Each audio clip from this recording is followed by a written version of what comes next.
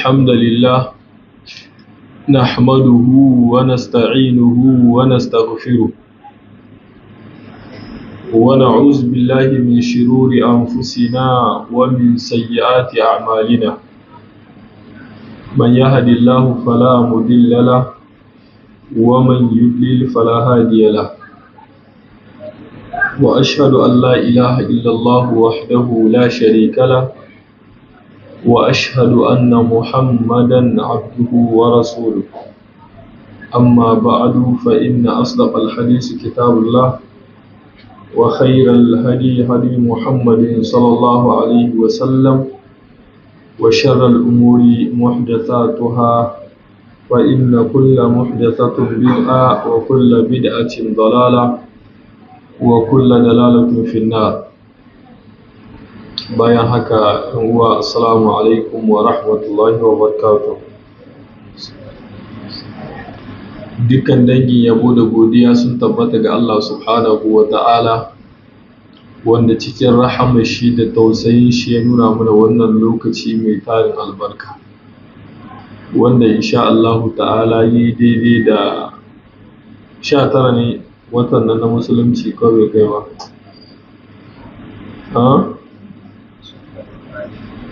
ban ji ba 24 subhanallah 24 ga wata al-muharram hijira annabi Muhammad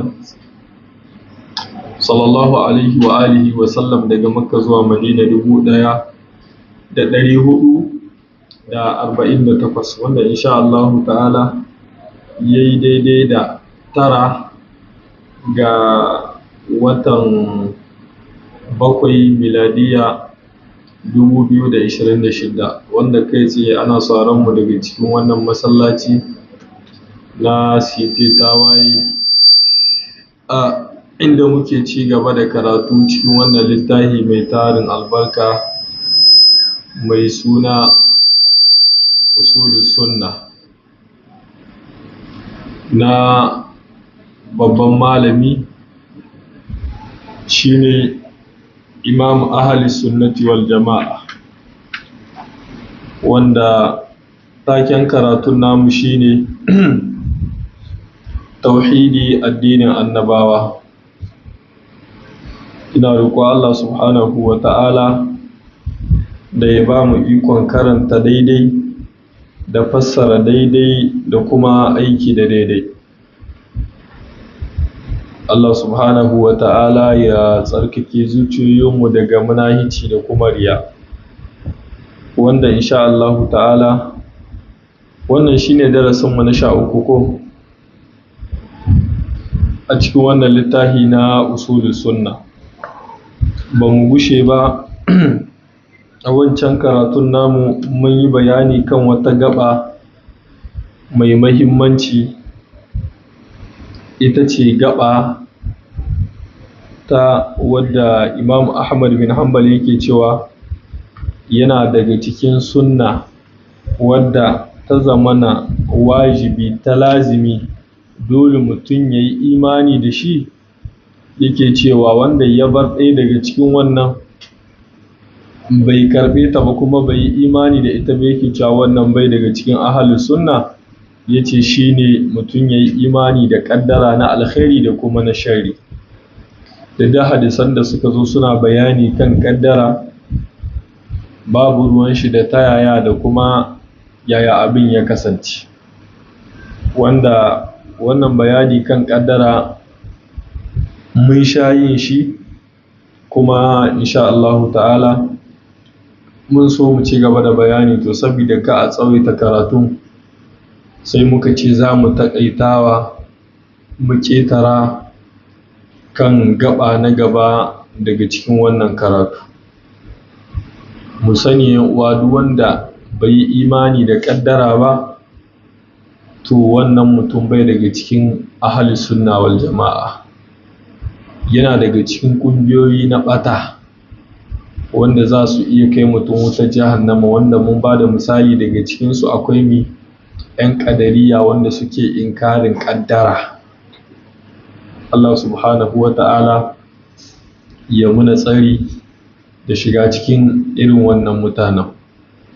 Sai malam yake cewa yana daga cikin sunna ta wajibi ko yana daga cikin aƙidu wanda ya kamata mutum ya yi imani da su. Tunda yanzu mun shigo cikin littafin gadan-gadan, malam yana ma bayanin aƙidu ne na ahli sunna wal jama'a, wanda in mutum ya yi riko da su, ya yi imani da su, to wannan mutumin shine ahli sunna wal jama'a. Sai malam ya shiga gaba ta gaba, shine yake cewa alqur'an kalamullahi wa laysa bi makhluqin.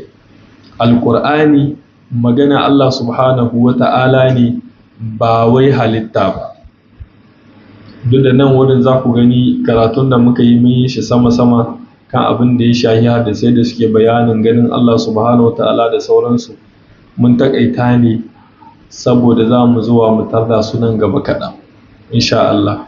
Sai malam ya ce daga cikin su akwai cewa alqur'ani magana Allah subhanahu wa ta'ala ne, ba halitta ba.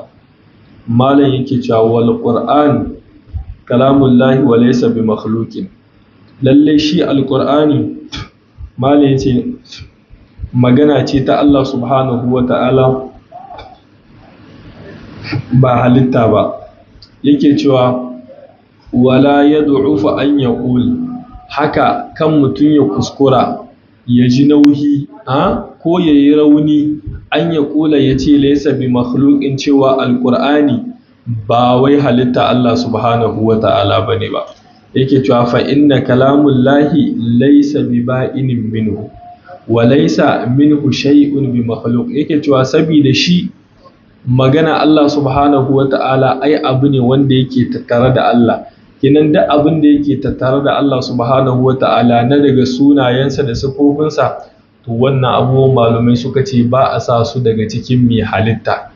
Ya ce ai abu ne wanda yake tare da Allah subhanahu wa ta'ala, ba abu bane ba wanda yake nesa ga Allah subhanahu wa ta'ala.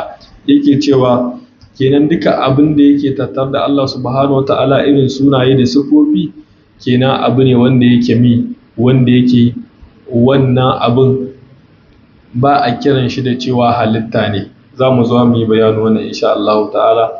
Malai ce wa iyyaka wa munazaratu man ahdatha fihi.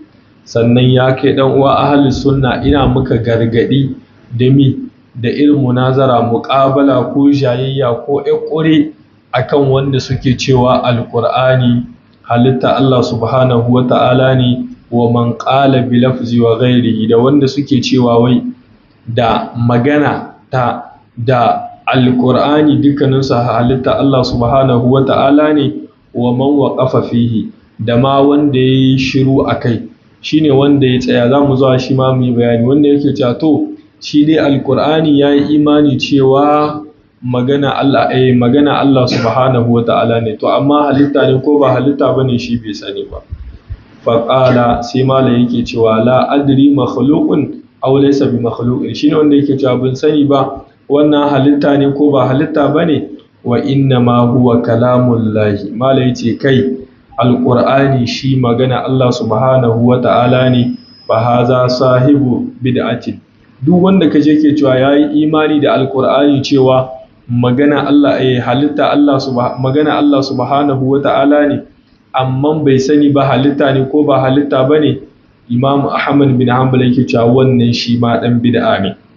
Kamar yadda in ka ɗauki sharhikan malumai za ka gani suna cewa ka ce na yarda alƙur'ani magana Allah ne, in ka tsaya bakin nan suka ce baka hita daga cikin sauran 'yan bid'a ba. Da akwai 'yan bid'a da dama, kamar yadda yanzu muka ba da misalin wannan da malam ya kawo, sun yarda, amma ma ai da abin da bakunan mu suka saba gayi kenan ko, wai dole in ka ce alƙur'ani magana Allah ne, kenan yanzu ka tabbatar magana Allah ne ko, to sai ka koda cewa ba halitta ba ne. Wani ka tambaye shi alkur'ani magana Allah ne ko halitta Allah, ya ce ka ji wata sabuwa. Allah ya shirya da mu. Malam ya ce man qala huwa makhluqun, duk wanda ya ce ma alkur'ani halitta ne, to wannan mutumin kawai dan bid'a ne. Ya ce wa inna ma huwa kalamullah, shi alqur'ani magana Allah subhanahu wa ta'ala ne, wa laysa bi makhluqin, lallai alqur'ani ba halitta bane ba. To a nan wurin kun ga malam sai ka samu na abubuwa kishi bayan kishi, ya yi mana kishi daban-daban kan wannan lamurikan, duk da shi ma insha Allah ta'ala za mu faɗaɗa bayani kan lamarin wannan, saboda yana daga cikin lamari wanda al'umma da dama suka jahilta. Kuma za mu karanta sharhika na malumai dangance da irin wannan fitintunu da yadda suka faru, da yake mun sha bayani ka abin da ya shahi wannan fitina wadda ta shahi al'umma, wanda nan malam ya kawo su ƙungiyoyi ne wanda suka saba ma ahlus sunna dangance da wannan magana. Na farko sai ya ce akwai jahamiyya ƙarara, wanda suka ce alƙur'ani halitta ne na Allah subhanahu wa ta'ala, ba magana bane ba. Sannan kuma akwai lafziya, wanda su kuma suke cewa lafazina da alƙur'ani dukkaninsu halitta ne, wanda an yi bayanin su nan ko. Sannan sai ke cewa kuma akwai alwaqifa, wanda su kuma suke cewa alƙur'ani magana Allah ne, amma ba mu ce halitta bane ko ba halitta bane ba. Wai su sun yi imani alƙur'ani magana Allah ne, amma ba su ce halitta bane ko ba halitta bane ba. Mun gane ko? Sannan kuma akwai kullabiya, wanda su kuma suke cewa alƙur'ani labari ne daga Allah, kawai kamar wata ma'ana ce wadda aka samo daga Allah subhanahu wa ta'ala, amma ba wai magana ba ce ba. Mun gane ko sai mun shiga cikin bayani gadan-gadan sai a fara bayani insha Allah. Sannan akwai ash'ariyya, su kuma suna cewa alƙur'ani ba maganar Allah ba ce ba kai tsaye, kawai dai wata hikaya ce wadda aka yi daga shi Allah subhanahu wa ta'ala. Kenan wata hikaya ce wadda aka yi daga Allah subhanahu wa ta'ala ta hanyar maganar tashi, kamar yadda mu ma nan in ka ɗauko wasu daga cikin masu ‘yan filo wanda suka ɗan zurfa ciki, za ka ji suna cewa wai asalin, kamar da na taɓa baku labarin wanda ya ce wai asalin alƙur'ani ba da larabci aka saukar da shi ba ko? So ka ce a kawai dai wani abu ne wanda ya zo daga wurin Allah, wai sai aka zo ma annabi Muhammad sallallahu alaihi wasallam da wannan abin ta yadda mu za mu iya gane menene asali, ba wai kalmomi bane, kamar yadda daga cikin aqidun irin su ash'ariyya da su jahamiyya da mu'tazila da dama daga cikin su wanda suke korewa cewa wai Allah subhanahu wata'ala bai magana, wanda wannan fitina ce wadda take da asali girman gaske a cikin musulunci. Za ka ga duk malaman ahlus sunna in suka zo kan wannan gaba suna ba da muhimmanci kwarai, suna cewa wannan ƙadiyya ce kamar yadda al'umma da dama suka sani, wadda take da haɗarin gaske, ta cewa wai alƙur'ani magana Allah subhanahu wa ta'ala ne, ba wai halitta ba. Wanda su kuma ahlus sunna baki ɗaya, tun annabi Muhammad sallallahu alaihi wa alihi wa sallam har zuwa ahlus sunna na ƙarshe, sun haɗu kan cewa lallai alƙur'ani magana Allah subhanahu wa ta'ala ce, ba halitta ba. Kan wannan abin ne aka samu fituntunu da dama suka faru, wasu malumai suka je kasu, wasu malumai aka ba su kashi, wasu malumman ma aka kashe su, saboda lokacin yan bid'a su ne suke cin karansu ba babbaka, irin jahamiyya da mu'tazila, kamar yadda muka yi bayani zamanin sarki Ma'mun da kuma Mu'tasim da kuma Wathiq, wanda shi Wathiq in kamar da malumai suka yi bayani daga baya shine khalifa na uku, wanda a zamanin shi ne da ya fahimci ina ne gaskiyar lamarin, ya hiddo Imam Ahmad bin Hanbal daga cikin kasu, wanda wannan wasu sarakuna ne daga cikin daula Abbasiyya wanda Allah subhanahu wa ta'ala ya fitina al'umma da su ta hanyar jahmiya da kuma mu'tazila da sauran wanda suke kan aƙidu na ɓata, wanda suka saba ma manhaji na ahlus sunna, wanda suka saba ma alqur'ani da sunna. Amma dai ƙarshe kamar da Allah subhanahu wa ta'ala yake cewa wal aqibatu lil muttaqina, ƙarshen dai makomar dai cin nasarar dai na suwa ne na masu tsoron Allah subhanahu wa ta'ala ne. Shi yasa da abin da zamu to mu sa tsoron Allah a ciki, in babu tsoron Allah mutum zai yi asara a ciki. Kaga yanzu kan wannan fitinai Allah kyauta in irin wannan zamanin ne wanda duk da daman can ma fitinar da ta haru malumai da dama sun ji tsoro, wasu sun yi shiru sun ma kasa inkarin abu, wasu kuma sun yi ta hila sun yi ta dubare saboda me ka a kama su kaso ko kuma ka a liƙa musu kashi. Shi yasa duk wanda ya tsayin ma gaskiya sai Allah subhanahu wa ta'ala ya kare shi kuma sai ya ɗaga shi duk jarrabawa da zai fuskanta a rayuwa.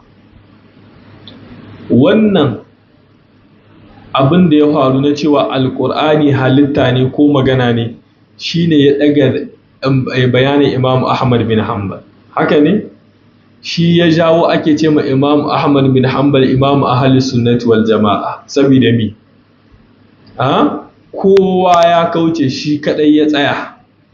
Kamar da mun sha ba labarin malamin shi Imam Shafi'i ko wanda da aka kawo su aka zo aka fara liƙa musu kashi. Malam an jima ana shugabanni azzalumai. Imam Shafi'i shi da ya fara shan kashi sai ce to a saurara zai yi bayani, sai ya tauriya ko ya kama yatsayin su guda 5 yake cewa da Taura da Injila da Zabura duka ya zana. Yace dukkanin su wa'annan shi a lokacin da yake musu magana yana bagana cewa dukkanin su wa'annan yatsayin mun gane halitta Allah ne. Su kuma a lokacin suna fahimta abin da yake ce musu duka wannan littattafan da ya zana halitta Allah ne ba magana Allah ba ce ba. To aka zo gare shi Imam Ahmad bin Hanbal ana ba shi tashi ce shi har yanzu yana kan cewa alƙur'ani magana Allah subhanahu wa ta'ala ne ba halitta ba. Aka ce bai bugu ba, haka aka ci gaba da bugun shi, aka kama shi aka kai shi kaso har sai da wancan sarkin ba manda ba ce balle a ce ta ida, har sai da ya mutu. Wani ya hau shi ma wancan sai da ya mutu. Imam Ahmad bin Hanbal yana gidan kaso. Wani ya hau shi ma sai ƙarshen rayuwar shi kamar yadda wasu daga cikin malumai suke ambatawa aka yi muƙabala tsakanin wani wanda yake cewa alƙur'ani halitta Allah ne da wanda yake cewa alƙur'ani magana Allah subhanahu wata'ala ne ba halitta ba. Da aka tattauna gaban sarkin a lokacin ne ya fahimci cewa lallai wanda suke da awar cewa alƙur'ani magana Allah subhanahu wata'ala ne ba halitta ba su ne suke akan daidai, su ne suke da dalili, wa'ancan kawai shirme ne da shaci haɗe suke yi ba su da wani dalili akai. Muna fahimta? To shi yasa ‘yan uwa mas'ala ta aqida kamar yadda malumai suke ambatawa yana daga cikin mas'aloli wanda suke ba a wasa da su. Yana daga cikin mas'aloli wanda kowane lokaci ake son malumai su mai da muhimmanci kansu ta hanyar karantar da al'umma da kuma tusa ma al'umma haƙiƙanin wannan bayanin. Malumai da dama suna cewa in ka ce alƙur'ani ba magana Allah subhanahu wa ta'ala ba ne, kamar yadda wasunsu suke cewa wai Allah ma bai magana, subhanallah. Suka ce to ai kore ma Allah subhanahu wa ta'ala magana ƙasƙanci ne ga Allah. Saboda mi kuna kwatanta Allah subhanahu wa ta'ala da abubuwan da ba su magana irin daskararren abubuwa. Haka Allah da ya zo kan masu bautar shanu daga cikin ƙalubalanta su da Allah ya ce musu to ai abin bautar nasu bai magana, haka masu bautar gumaka to ai abin naku ba su ji ba su magana.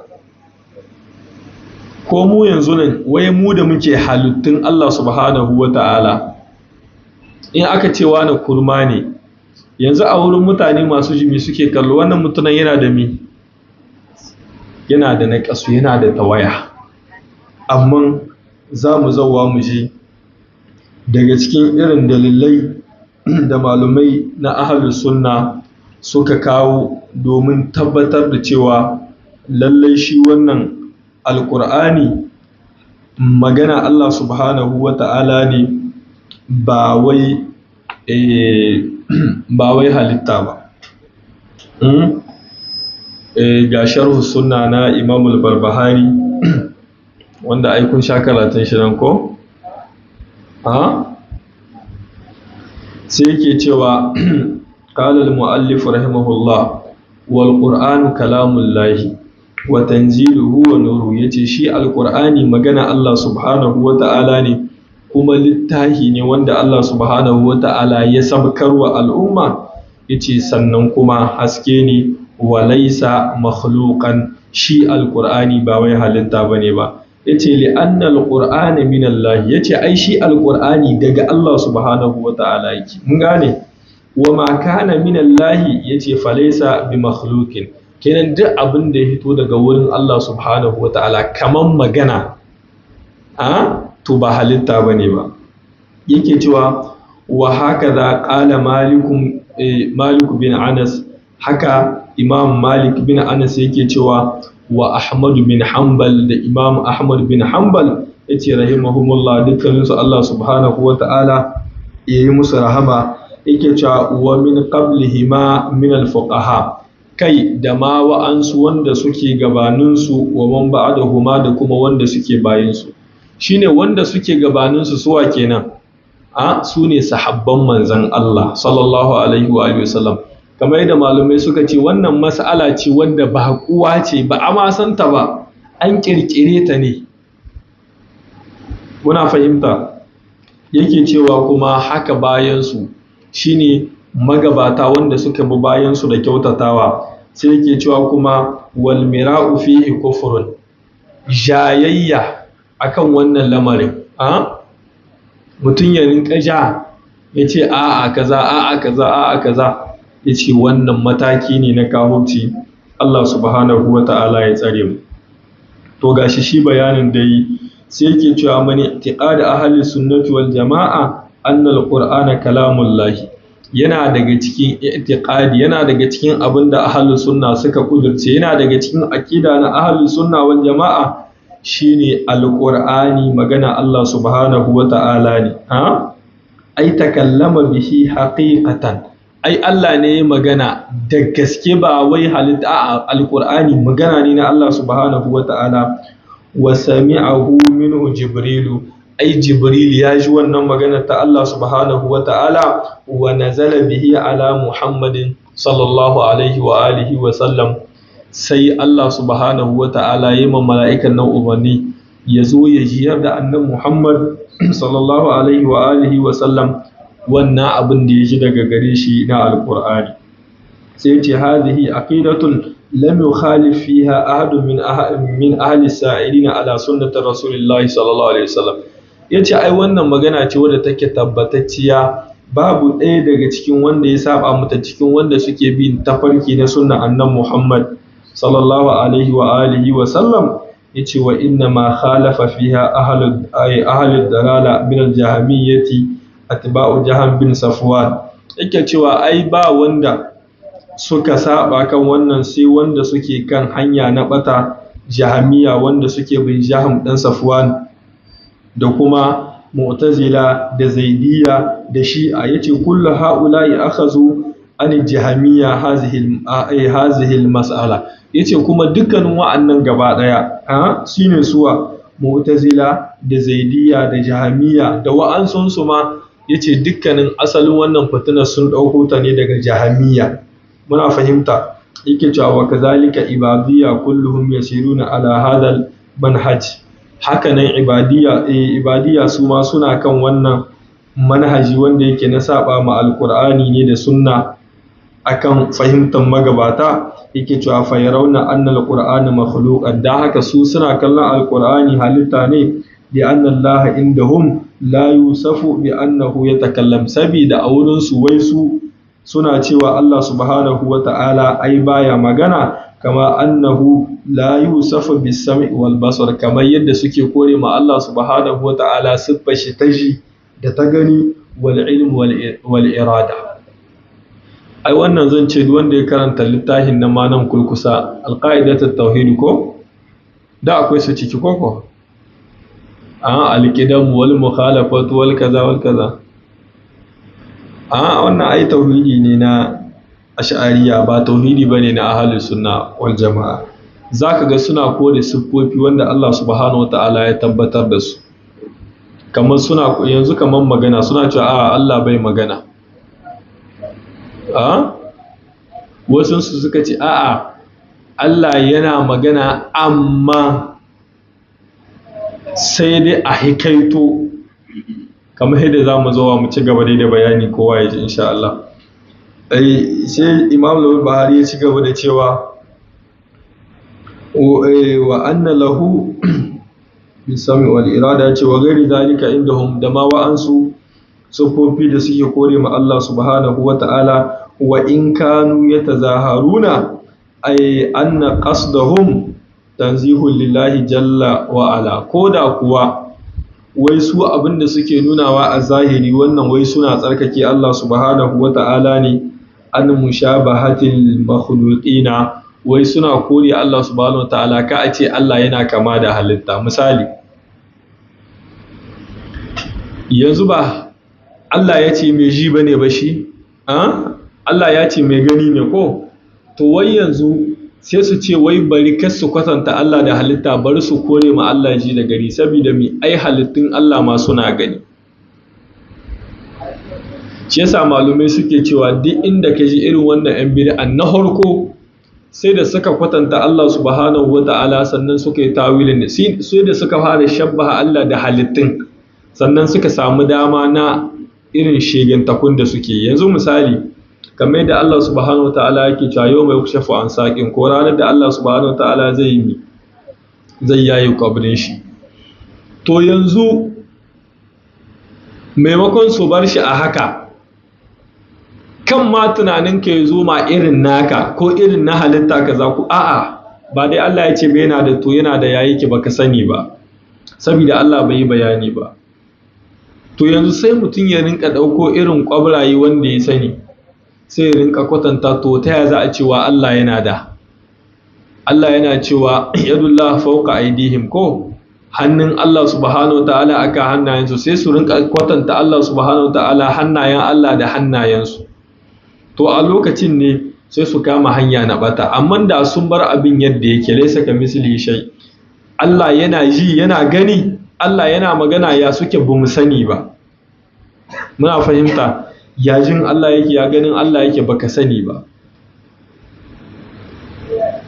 Kamar yadda malumai in suka zo irin wannan wuraren suna misali da cewa ma ka ɗauka Yesu halittu yamu yanzu kai da kanka aika da sabro yana gani ko? Ina yan siyan sabro yana da ido ko bai da ido? Ban ji ba, yana da su ko? Da yake bamu taba ido hudu da shi ba, shi yasa ban sani ba yana da ido ko ba da ido. To tun da kun ce yana da, yanzu kai ganin sabro da naka ɗaya ne, idanuwan naku iri ɗaya ne, ka yarda irin tsuntsaye, irin kiyashi, irin duka wannan halittu ne suna gani ko?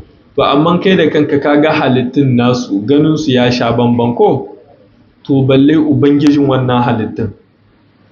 Ko ne ma Allah subhanahu wataala duka ɗaya daga cikin wannan sifofin tawaya ne, ba daidai bane ba. Allah subhanahu wataala ya tsare mu. Yace koda kuwa a zahiri suna nuna cewa wai su suna kokarin tsarkake Allah subhanahu wataala ne daga halittu, malam yace wa hada za'amun batilin, wannan tunani ne ko riko ne da abu wanda yake ba daidai bane ba, abu ne na bata. Yake cewa fa inna sifati rabbi subhanahu la tushbahu sifatul makhluqin, ai siffofin Allah subhanahu wata'ala sam ba su kama da siffofin ubangiji. Siffofin Allah na daban ne, ba wani da ya kama da shi a cikin wannan. yake cewa lahu asma'un wa sifatun taliqu bihi wa bi azmatihi. Allah yana da sunaye, yana da siffofi wanda kawai suka dace da irin girman shi. Mun gane ko? Yace kuma walil makhluqina asma'un wa sifatun taliqu bihim wa bi bashariyatihim fala tashabahu bayna naw'aini min jihati al-haqiqa wal kayfiyya. Yake cewa to ai kaga Allah yana da sunaye ko? To halittu suna da sunaye ko ba su da? To dan me zaka hada yanzu? To kenan sai ka kore ma Allah suna ko? Tunda ai da wannan ma suna ne, wannan ma suna ne. To amma kaga sunayen Allah da sifofin Allah sai suka dace da shi Allah subhanahu wata'ala, irin darajar shi da kimar shi. Shi yasa ba wanda za a kira da irin sunayen Allah subhanahu wata'ala. Shi yasa yanzu misali Ar-Rahman, Ar-Rahim ko Al-Malik, Al-Quddus, As-Salam, ka taba ji mai irin wannan suna? Ka taba ji ana ce wani Ar-Rahman? Sai dai mi sai dai Abdurrahman, bawan mai rahama ko?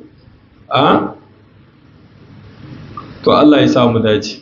To kenan yanzu ka gani dan halitta suna da siffofi, Allah yana da siffa, ba za a gama wannan siffar ta Allah subhanahu wata'ala da ta wannan halittun ba, saboda sun saba ta kowane bangare, ba guda bane ba samsam. Allah ya samu dace. Sai malai yake cewa wa in kanat tashtariku fi ma'ana wal lafaz, ko da ko wani lokaci sun haɗu a cikin ma'ana da lafazi. Mun gane misali Allah ya ce yana da hannu ko? Ai hannu ne ko? To kuma halittu ma suna da hannu. Ai kaga ma'anar da lafazin ya zo iri guda. Ma'ana hannu ne ko? Suna hannu ne ko? To ko da kuwa sun zo kala guda, yau ma ƙwarin nan da kwai su, ko da ku sun zo kala guda, to ka hankalinka ma ya kawo ka haɗu na Allah subhanahu wata'ala da wani. Shi Allah subhanahu wata'ala walillahil maslul a'ala. Mun gane ko? Kenan mala yake cewa wannan dukan su ba daidai bane ba, bai dace ba bawa ya rinka ma irin wannan tunanin. Amma mazhabi na ahlus sunna wal jama'a da kuma dalilan da suke akan shi na alqur'ani da sunna, cewa alqur'ani magana Allah subhanahu wata'ala ne, kuma Allah yana magana. Yake cewa yana daga cikin dalilin su shine inda Allah subhanahu wata'ala yake cewa wa in ahadun minal mushrikeen istajaraka fa'ajruhu hatta yasma' kalam Allah. Ko kaga karar sai zo da kalam Allah. In wani daga cikin mushrikai ko cikin wanda suke ma'abuta littahi ne ya nemi ya ji ta bakin annan Muhammad sallallahu alaihi wasallam, manzo Allah na mai umarni kamar izini ya zo ya ji magana Allah subhanahu wata'ala, ya zo ya ji mi magana. To kenan kaga tunda Allah ya ce magana, kenan ka bar shi a magana. Mun gane? Wannan abu ne wanda musamman malam Bahaushe zan ce ba a saba yin su ba, shi yasa kake jin abun wani, musamman in ka shiga cikin ƙauyukan mu zaka ji abun. Allah ya kyauta. Wani wuri kuma malam yace yana daga cikin dalilin su inda Allah subhanahu wata'ala yake mayar da munafikai martani, sai yake cewa yuriduna an yubaddilu kalam Allah. Suna ƙoƙari, sun dage kan cewa wai sai sun sauya magana Allah subhanahu wata'ala. To kun gani nan duka ayoyi ne na alkur'ani wanda suna daga cikin dalilai da kuma ijma'i na al'umma da dama kan cewa lallai Allah subhanahu wata'ala yana magana, kuma babu shakka alkur'ani magana Allah ne. Kenan kawai wani ya zo ya tallama wasu shubuhi da ce ma alkur'ani ba magana Allah subhanahu wata'ala bane ba, wannan ya saba, ya sauka daga saman kan hanya. Allah yana magana, kuma Allah bai gushe ba yana magana ta yadda ya so, ta inda ya so, da yadda ya so. wani wuri Allah subhanahu wa ta'ala yana siffanta magana shi cewa inna ma amruhu idza arada shay'an an yaqula lahu kun fayakun.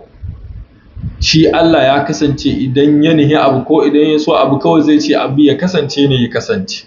Mun gane? Sai Allah ya ce kaza ya kasance kawai sai wannan ya kasance. Sai malumai suke cewa fa asbatat li nafsihi qawl, dan haka Allah subhanahu wataala yana tabbatar ma da kanshi magana inda yake cewa idh qala Allah ya Isa, lokacin da Allah ya ce qala, lokacin da Allah ya ce me ya Isa. Mun gane? Ana ganewa? an fara shiga karatun aqidan ne, kuma ga inda Allah subhanahu wataala karare ce wa kallama Allah Musa taklima. Allah subhanahu wataala yayi magana da annabin Musa ya ji sakon Allah subhanahu wataala, sakon da Allah subhanahu wataala ya aike shi zuwa ga banu Isra'il ko zuwa ga Fir'auna. To yan uwa, wannan yana daga cikin dalilai da Imam al-Barbahari ya kawo kan cewa lallai ahlus sunna aqidarsu shine alqur'ani gaba ɗayan shi magana Allah subhanahu wata'ala ne, ba wai halitta ba. Kenan ya saba ma aqida na ahlus sunna cewa mutum ya rinka kwatanta maganganu irin nashi da magana na Allah subhanahu wata'ala, saboda shi laisa kamithlihi shay'un ne, ba wani abu wanda yayi kamanceceniya da shi. Kenan ka a rinka ɗauko sunayen Allah ko siffofin shi a hoke a tullama al'umma shubha. Allah subhanahu wata'ala ya tsare mu. Suka ce sannan ka sani yana daga cikin tabbataccen abu shi dai alƙur'anin nan in ka yi imani daga wurin Allah yake, to shi Allah shi ya ce alƙur'ani magana shi ce, kamar yadda muka yi bayanin wannan ayoyin ko? Haka manzo Allah sallallahu alaihi wasallam da hadisai da dama wanda suke nuna alƙur'ani magana Allah ne. To na menene kai kuma ka zo da sabon abu kuma ka ce so kake sai al'umma sun sabka daga saman kan abin da yake da asali su koma saman kan abin da baya da asali? To yan uwa, kenan mu kiyaye. Sai kuma bayani da ya ci gaba da sharhi ka abin da ya shahi hadarin musulmi su saba ma wannan, hadarin su sauka daga saman kan wannan, kamar yadda ya bayanin cewa ga yadda irin aƙidun da suke kai wanda mutum zai iya kaiwa ga kahurci. Ya ci gaba da kawo dalilai wanda suke bayanin cewa lallai alkur'ani magana Allah subhanahu wata'ala ne, hatta yasma kalamullah wa zalikum qala Allahu min qabl ko? Dukkan su dalilai ne wanda suke tabbatar cewa Allah subhanahu wata'ala yana magana. Sannan da yake cewa tanziluhu kuma littahi ne wanda Allah subhanahu wata'ala ya sabkar, sai yake cewa ai anzalahu ala nabiyyi Muhammadin sallallahu alaihi wa alihi wa sallam wasitatu Jibril. Ai Allah ya saukar da wannan alqur'ani ne ga bawan shi annabi Muhammad sallallahu alaihi wa alihi wa sallam ta hanyar wa mala'ika Jibril. Wa qala ta'ala, sai Allah yake cewa nazala bihi ruhul amin ko ala qalbika litakuna minal mundirin bilisanin arabiyyin mubin. Wala in ka ɗauki sharhin rabi gashi nan, ayoyin da Ibn Qayyim ya rinka ɗauka yana martani kan cewa Allah yana magana. Shine Sheikh Rabi yake cewa tunani ne wanda in mutum ya ce zai sa kai irin yadda Ibn Qayyim ya nutsu ya rinka hiddo raddi, ya rinka hiddo ayoyi wanda suke tabbatar cewa Allah irin su izinada. Ya ce da kaji izinada ai ka san kira ne, magana ce. To saboda lokaci ne baiwa mu ce duk matattaro irin maganganun da malumai suka yi. Kaga wannan yana nuna mana cewa lallai Allah ya saukar da alkur'ani ne kuma da wani yare? Da larabci ko? To duka akida na ahlus sunna shine suna kan cewa lallai alkur'ani magana Allah subhanahu wata'ala ne, ba halitta bane ba. Kenan kan mutum ya ɗauki wani ɓangare na cewa a'a shi ya yarda da alkur'ani magana Allah ne, amma bai sani ba halitta ne ko ba halitta ba ne ba. Imam Ahmad bin Hanbal ya ce kai ma san ma kalli kuna tare da wa'ancan, tunda dai Allah ya ambata da cewa magana shi ne, to dole ka sallama cewa lalle alkur'ani magana ne na Allah subhanahu wa ta'ala. Sannan Imam Ahmad bin Hanbal ya ce ina muka gargadi, ina muka kashedi da ka shiga jayayya kan wannan lamarin. Daman can baya mun karanta ce yana daga cikin abubuwan da aka hana jayayya kansu irin wannan abubuwan, misali al'amarin da ya shahi kaddara. Mun gane mutum ya zo yana nuna ma cewa a'a ai Allah ma bai san abin da zai faruwa nan gaba ba, Allah ma da kanshi sai abin ya faru sannan ya sani. Subhanallah. To irin jayayya kan wannan, duk da malumai suka ce in mutum ne da yake neman fahimta za ka nitsar da shi ka fahimtar da shi, amma wanda ya riga ya yanke shawara kan wannan, to kaga in ka bude ƙofar jayayya da shi, Imam Ahmad bin Hanbal yake cewa kai ma ka sabka kan layi. To shi ba fahimta ba yake so, kuma kai da kanka yanzu in ka ci gaba da jayayya da shi, yana hutar da maganganu ne wanda za su iya janyo hushin Allah, sannan kuma zai iya tallama wasu masu ƙaramin tunani shubha kan irin lamarin nan, ko kuma ganin Allah su ce ta yaya za a cewa wai bawa zai ga Allah bayan Allah ya ce la tarkul absar huwa, ta yaya su yi ta kawo irin wannan dalilai. To na daga cikin wannan shine kuma kan wannan mas'ala ta cewa alkur'ani magana Allah ne ko kuma halitta Allah ne. To amma in wani ya takulo sai a yi shiru a bar shi, ya kamata a yi, dole a tashi a mishi martani, saboda ya taɓo abin da ba a taɓawa, a yi bayani kamar yadda magabata haka suka kasance. Ko wani ɗan shi'a da ya zo wani rubutu yana cin mutuncin sahaban annan Muhammad sallallahu alaihi wasallam, yana cin mutuncin aqida na ahlus sunna. Da aka kama Ibn Taymiyyah labari, shine ya rubuta wannan littafin Minhajus Sunnatin Nabawiyya. To kaga yadda ake yi, littafi ya rubuta dan karami wanda bai wuce wannan ba, aka mai kusan wanda zai iya yin 16 nashi.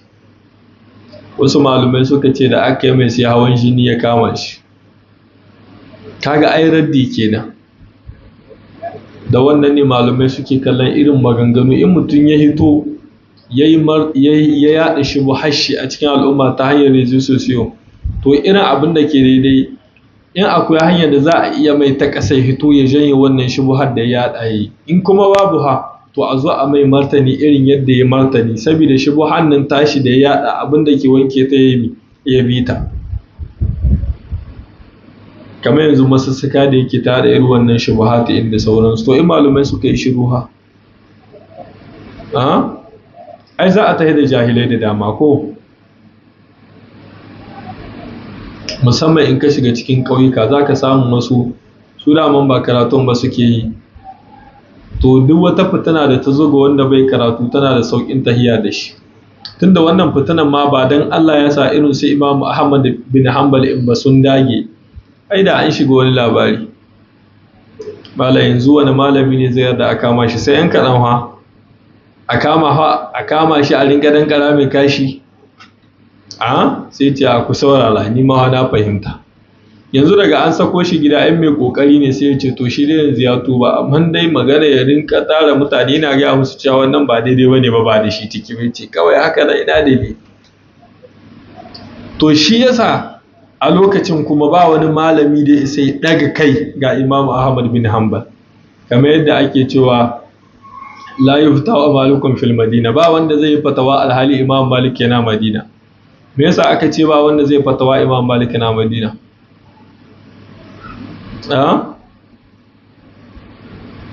Ban ji ba.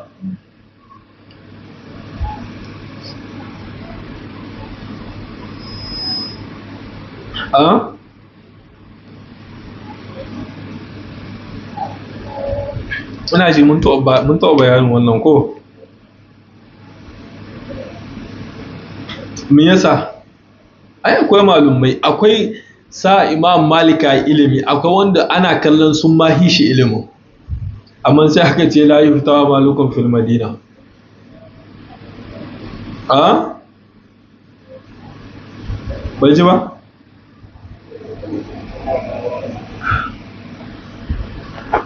Yawwa, kamar yadda wasu malumai suke ambatawa shine wata mace ce tana wankan gawa, da tana wankan gawan nan da ta zo kan farjin wannan matar, la haula wala quwwata illa billah, sai ta bugi farjin ta ce zai yi wahala farjin nan bai taba zina ba. Kaji ko aikin da mutane suke yanzu kenan, mai yanzu ba ma farjin ake bugu ba, in ka mutu daga ka wuce sai a ce anya waccan ko ba ka ganin tahiyyarta, me ya kai ka ga tahiyyarta, ni wane daman ina ruwanka. Duk malamin to kun sanya aka yi, hannun nata sai ya mallake cikin farjin mata masu gulma, yana jifa daga wankan gawa. Ta ce zai yi wahala farjin matan nan bai taba zina ba, hannunta ya mallake cikin farjin mace. Duk malamin da aka je wajen shi yaya to ta yi shiru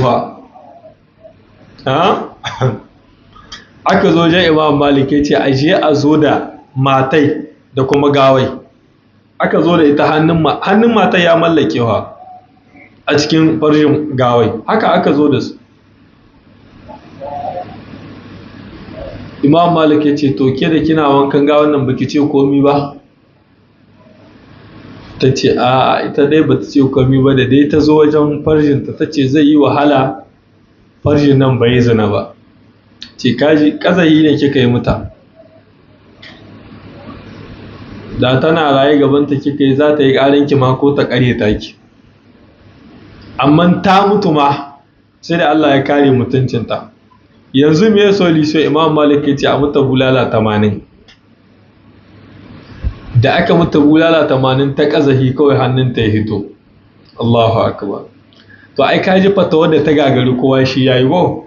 To yanzu gobe an zo neman fatawa ka ce ku saurara muna da magana, waccan kana ina. To haka shi Imam Ahmad bin Hanbal lokacin nan shine ya tirshe ya dage, dole sai an tabbatar da magana Allah subhanahu wa ta'ala, dole sai an tabbatar da abin da sahabban manzo Allah sallallahu alaihi wasallam suke kai. Shi yasa aka tambaye Sheikh Rabi cikin sharhin nan nashi, miye yace yanzu wannan dai mas'ala ce wadda Qur'ani da hadisi sun tabbata akan ta ko, yace cire nan kuma sahabbai duka sun yi ijma'i kan cewa alqur'ani magana Allah ne ba halitta Allah ba. To me hukuncin wanda ya saba ma wannan? Yake cewa ai babu shakka wanda ya saba ma wannan ya saba ma Allah, ya saba ma manzon shi, kuma ya saba ma mu'minai, kuma kenan wannan ya kama hanyar bata, kamar yadda Allah ya ce wa man yushaqi rasulahu min ba'di ma tabayyana lahu al-huda wa yattabi' ghayra sabilil mu'minin, ko su ai mu'minai anan su ne sahabbai. Sai Allah ya ce wallahi ma tawalla wa nuslihi jahannama wa sa'at masira. Kenan yace duk abinda sahabbai suka hadu akan shi to wannan abin shine daidai, in duka sahabbai sun hadu akan wannan. To duka sahabbai irin wannan abin na kaddara da aka zo ma Abdullahi bin Umar ko kan cewa ga wasu can suna cewa ai Allah ba magana wata kaddara, ba kaddara mai kyau ba kaddara mara kyau, sai ce aje a ce wannan mutanen babu shi kuma babu su. Yace yana rantsuwa da ɗayan su zai ciyar da dukiya kamar dutsen Uhud, Allah bai amsa har sai yayi imani da kaddara. To mu hanan kaddara akwai matsala malam. Mun takaita bayani ne amma akwai matsala, kamar yadda malumai suke cewa halin mutane kan kaddara guda hudu ne.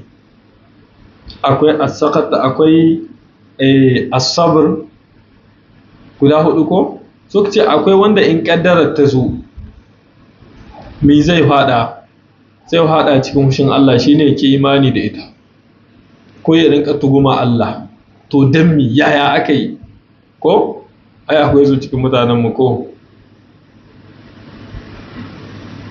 Wani ya ce to mu dai abin tunda mun zama 'yan kallo, Allah yake mai da magana, wai Allah ya mai da sa 'yan kallo. Saboda ya nema bai samu ba, to kaka haƙura kai yadda za ka yi.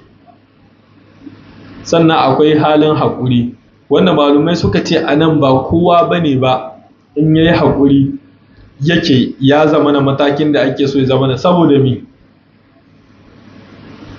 yanzu wani abu zai same shi, wai da za ake ce ma wani sata aka mishi aka ce bar ma Allah, ya ce wannan ba abin da za a bar ba Allah ba ne.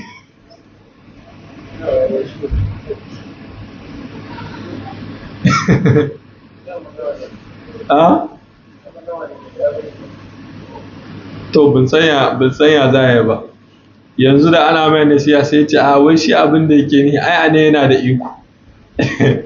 Subhanallah. To ka dai ga magana tana da dai ma'ana mara kyau ko dai yaya, ko da ko yana kallon yana da iko ya kai kara ko yi kaza ko yi kaza ko yi kaza, sai ce to mun bar al'amarin a Allah, mun bar shi a hannun Allah, ba shi kenan ba, sai ka shiga kai abin da za ka yi. To ana son mutum in jarabawa ta same shi, kaddara mai kyau ko mara kyau, akwai wanda haƙuri yake saboda ba yadda za yi. Misali lokaci hayayi, misali wani ya ba mu misali da kai in kawo wani misali, wani ya ce na kawo shi.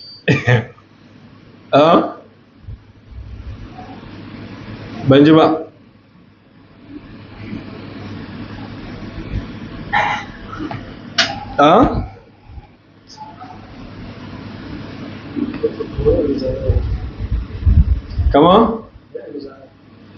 Kamar examen. To ina ji.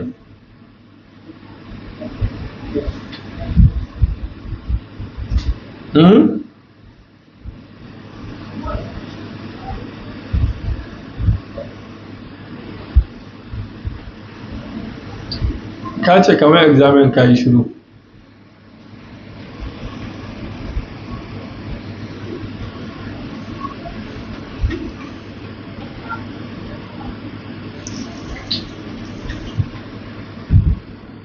Za ka son ka ba da misalin, to wani ya ba mu gani.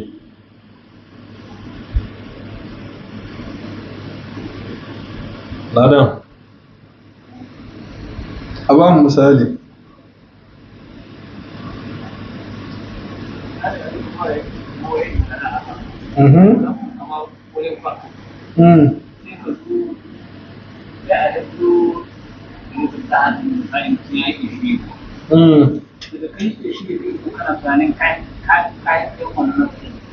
Sai ka kama kokarin karawasan wani ne karawasan da aka ɗaifa ta buwar ka samu ka zo na fi gaba, sai da kankare babu rana ya yi da yi fasa buwar da ko ganin ta kai abun ya wuce sai ka raka fi kaya.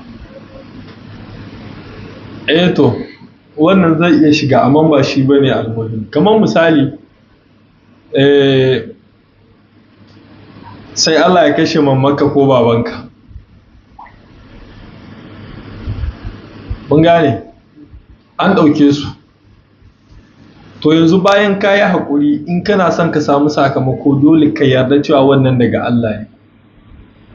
Kamar ka yi haƙuri saboda ba yadda za ka yanzu kana kalla Allah nan da ya kashe mamanka ko babanka, da akwai yadda za ka yi ka je ka dawo da su. Misali, Allah kiyaye. Ai shi ne Bahaushe yake ce ma irin haƙurin da babu lada, sai da ka ga ka zo ƙarshe ka ce to ya za mu bari mu haƙura, to shi kenan. Annabi cewa inna sabra inda sadmatul ula, ai ana samun kamar yau ka ga misalin ya zo, ai wannan ɗanta ne mutu ko aka yi ta ba ta haƙuri ta kukan nan ko. To wanda haƙuri shi ba makawa ana son mutum ya yi shi. To bayan ka yi dole ka yarda da wannan ƙaddara da Allah subhanahu wa ta'ala ya ɗora a kanka. Ka ji ƙirjinka yana mai yalwace kamar da Annabi sallallahu da ɗan shi ya mutu ko yake cewa lallai rai ana cikin damuwa, zuciya tana cikin damuwa, idaniya tana zubda hawaye, amma baki bai furtawa sai abin da Allah yake so kuma ya yarda da shi. Kamar yadda wasu kuma in matsalar ta same su ƙaddara za ka ji suna abubuwa ko wasu za ka ga suna zub da kaya, suna kece-kece, wasu za ka ga suna bugun jikinsu. Duka mun bayanin wannan cikin karatunmu na ahkamul jana'iz. Kenan ana son mutum ya yarda da wannan hukunci na Allah subhanahu wata'ala, sannan zai samu sakamako. Sai hali na hudu shine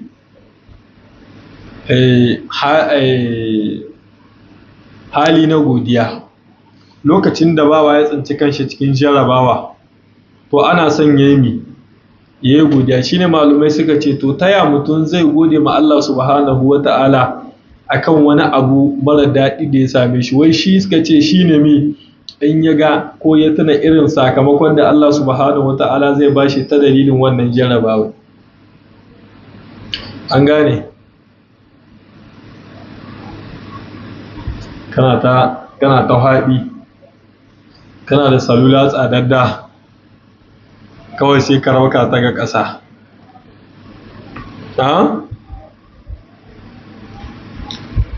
Ta haɗi ko ta ce karen. Kadda sai ka gama yawo wurin 'yan tsubu, an bubbuga sai ka ce to an bar ma Allah. Kana da sakamako? Ba ka da. Sai dai uquba ko? Sai dai uquba. To amma yanzu lokacin da ta haɗi na farko ka haƙura, sannan na biyu ka yarda wannan hukuncin Allah ne, sannan na uku sai ka rinka gode ma Allah da ya baka ikon cin wannan jarabawa, kuma ka yi kwaɗayin ka samu wannan sakamako da Allah ya tanadi in ya jarabu bawa ko? Wa bashir sabirin alladhina idza asabatuhum musibatun qalu inna lillahi wa inna ilaihi raji'un ulaika alaihim salawatu min rabbihim ko? Ai kaga sakamakon ba dan kaɗan bane ba. To Allah ya taimake mu ya datar da mu. In akwai masu tambaya ko inda aka ji mun yi kuskure sai a tunatar da mu insha Allah. Yau ma akwai kwari fa.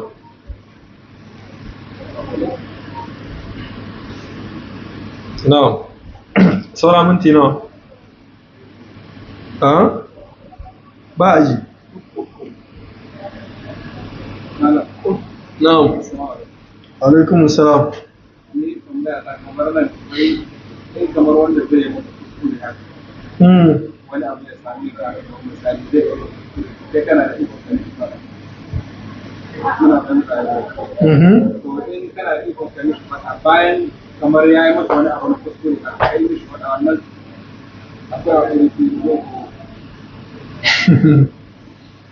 ba kanka amsa mana. Ka ba kanka amsa ko? Kamar yanzu kamar ɗan haka ai kai ki tarbiyyar shi da sauran. Kamar sai ya kuskure gare ka. Sai ka hukunta shi kan kuskuren kuma. A'a bayan kamar daga baya shi ne. Shi ne. To an hukunta kuma akwai haƙuri. Kamar na wannan ne da ya ce wai wanda ke karatu yake cewa Allah ya ce azaniyatu wazani fajrudu kullu wahidin minhuma bi'ati jalla ko?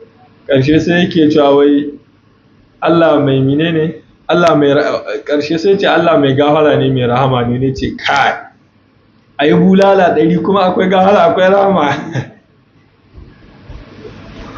To ai ƙarshe ayan ba haka bane ba ko? Sai ce ƙarshe ayan menene wallahu azizul hakim. Allah mabuwayi ne, gagararre ne kuma mai hikima ne. Yace to kaji. To in ba wanda ya isa ba mabuwayi wa isa ya ce ai bulala 100. In ba mai hikima ba akwai hikima da ta sa haka nan. Yaro ya gama lahi bayan ka gama cuɗa shi kuma ka ce ka yi haƙuri. Wannan gari a tsakanin ko da abin ya zo ba lokaci kamar yanzu daga lokacin da ma ka amma sai idan ya wanda bai sada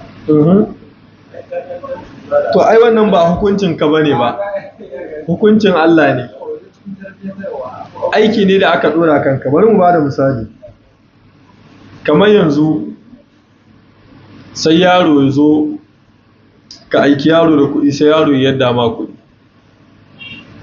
Yanzu sai zo bayan yadda kuɗin nan misali wataƙila ka san babu sakacin shi a ciki sai ka gama mai waɗa ko kuma ka ɗan caccaɗe shi, to yanzu ai ka hukunta shi kan lahin da ya ne ko? To ai kaga yanzu ba a gama shi da cewa da ya dawo ya ce baba ko kuma garan farar ko kaza na yadda kuɗin, sai ka ce iko Allah haka Allah ya kaddara, to shi kenan babu komi zuwa amshi wasu ta hika siyo. To yanzu ai ka kai da kanka shi da kanshi ya san ka mishi bi.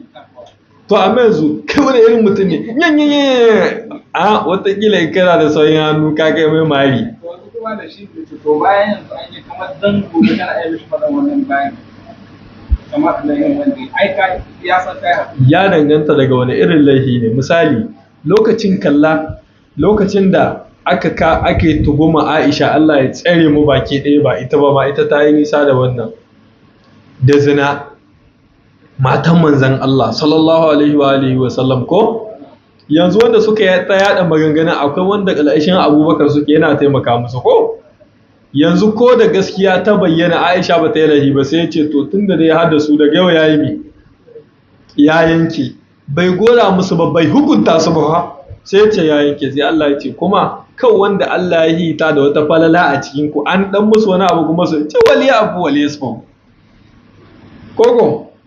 To kaga kana son ka hada abubuwa ne guda biyu.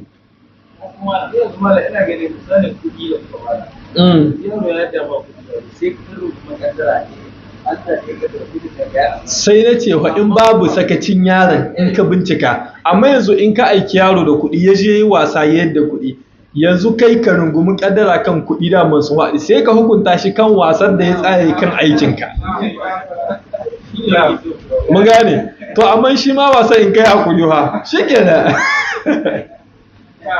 kamar hirar da shi ka yanzu misali sai ka ce ta hankuli, in gobe sai misali sai ka ce kai mai yaro da kenan baka yi hankuli tunda ya kamata in kai hankuli a cikin hankuli ka lalata da kudin da shi ka ne su kai wani ne lokacin nan muna yara, irin balo da ake ta yarinta, yanzu cikin musoni ya halba mishi balo, yanzu da aka halba mai balo sai ya diba ya yi wanka gaye, ya ce no ba komi sai bon ya ƙara nisa, kawai ya ga balon na wata bata mishi wanka, ha ba malam sai ya jiyo da gudu.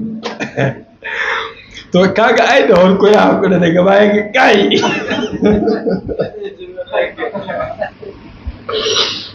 ya ga da sake, ai irin shi ne misalin da Shila da yake bada ko wai shi dubara ce yake so in ka gane, kenan lokacin da aka yi laifi bai hukunci a bari haka, amma laifi kana jin ciwo abokinka ya ma wani abu babba wanda kake tare da shi, ko mai gidanka ko ƙaninka, sai ka haƙura. To lokacin nan da ka yi haƙuri kake da sakamako, amma bayan ka gama zage shi ka ebe mai albarka a yi ta baka haƙuri, to me saura? Shi ke na ai. To Allah ya shirya da mu.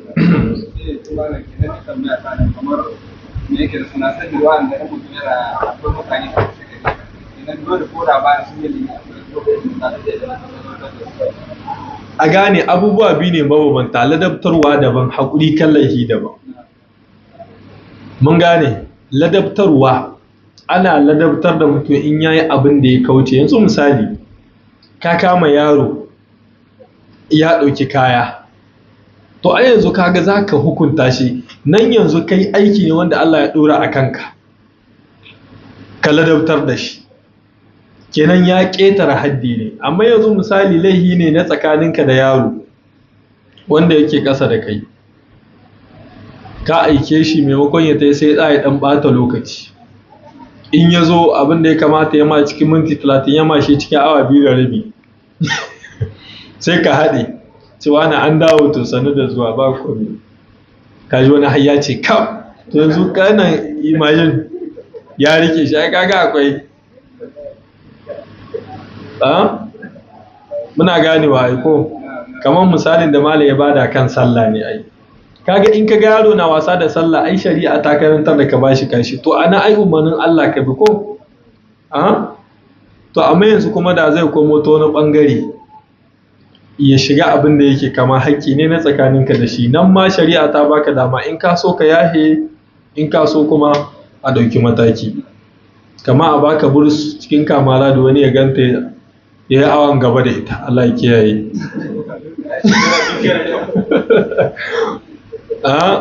Kana haɗu a ce wani gaɓaran ka ci Allahu akbar, wani kai ne ka muna haka muna wallahi na yahe ma, kam la haula wala kai wani ya ce kam hawa bayan ya kashe ya san ba ta ka jira ne ya ce wa ya an san ba, kenan an sa da sa wasu to wannan ai ba ai hakuri ba kenan. Wannan na san malam Rabu da shi zai ko sai ya biya su subhanallahi.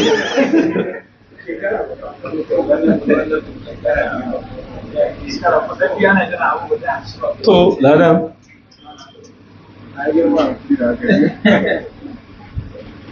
to ai shi yasa kaga hakuri bai da sakamako sai aljanna. Shi yasa duk wanda ya hakuri da Allah, Allah ya ce zai bashi lada ba tare da ya auna ba. To saboda mi abu ne yake da ciwo, kuma lokacin da ake son kai hakuri lokacin da abin yake da radadi. Lokacin da abin yake da radadi kana jin ciwon abin, an yanka mamari ka zaburo a ce ya hakuri ka ce na hakura. Ka ce tsoro ne shi ba wani hakuri da yi. Allah shirye da mu, abinda muka karanta na daidai Allah ya muna tarayya cikin ladan kuskure kuma Allah ya yi mana. Allah ya biya mana bukatocin mu na alkhairi, ya gwada mana gaskiya, ya ba mu ikon binta, ya gwada mana ƙarya, ya ba mu ikon kauce mata. Dukkanin mu muna da bukatoci mabambanta, Allah ka san mu, ka san bukatocin mu, Allah ka biya mana. Ya Allah ka tsare mu da duk sharrin halittu baki daya. Ya Allah muna roƙonka ka sa mutuwa ta zama na hutu ce gare mu. Ya Allah ka ba mu rayuwa mai kyau. Ya Allah ka sa mutuwa mu yi mutuwa mai kyau. Ya Allah kuma ka sa bayan mutuwa kwanciyar kabari ta zama na hutu a gare mu. Ya Allah muna roƙonka ka roha mana asiri wannan rayuwar ta duniya. Allah fatantanan da suke ta ƙarewa Allah ka tsare mu. Ya Allah da abin da zai taɓa mana imanin mu Allah ka nesanta mu da shi. Ya Allah ka ba mu arziki mai albarka. Ya Allah ka yi gahara ga uwayenmu, ga malamanmu wanda suka rasu, wanda suke rayu kuma Allah ka sa su cika da imani. Ya Allah ka tsarkake zuciyarmu da munahici da riya. Ya Allah ka raba mu da bid'a. Ya Allah ka raba mu da sharrin bid'a. Ya Allah ka tsare mu da shirka da sharrin mushrikai. Ya Allah ka tsare mu da munahici da sharrin munafikai. Ya Allah muna roƙonka ka tsare mu da duk sharrin halittu baki daya. Subhanakallahumma wa bihamdika ashhadu an la ilaha illa anta nastaghfiruka wa natubu ilaik. Wassalamu alaikum wa rahmatullahi wa barakatuh.